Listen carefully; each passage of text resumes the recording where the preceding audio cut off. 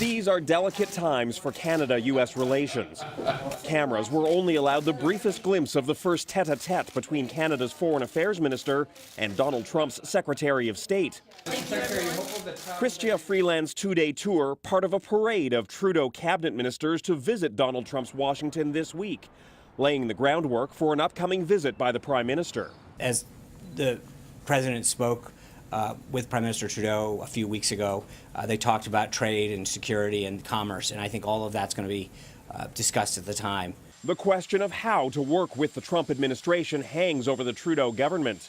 It's not just a new ballgame, it's an entirely different sport with President Trump. Trump's desire to renegotiate NAFTA and possibly impose a tax on imports could have a major impact on Canadian exports.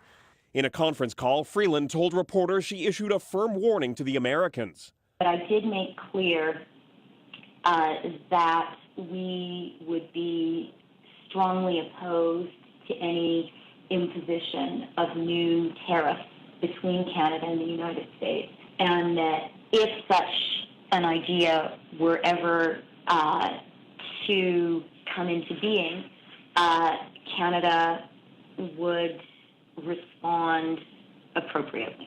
Back at home, the Prime Minister faces tremendous pressure to stand up to Trump and to do it without angering a president known for being unpredictable and retaliatory.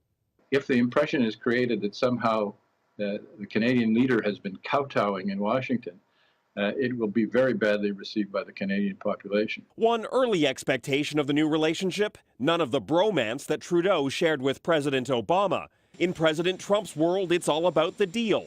Canada needs to be ready to negotiate. The good news here is that what's a good deal for the United States is a good deal for Canada. We're that intertwined. For Canadian cabinet ministers, much of the early work is about selling a relationship that's not always top of mind here in Washington. That often means bombarding American officials with numbers and statistics that prove what's good for Canada is also good for them. Donna. Jackson Proskow in Washington. Thanks.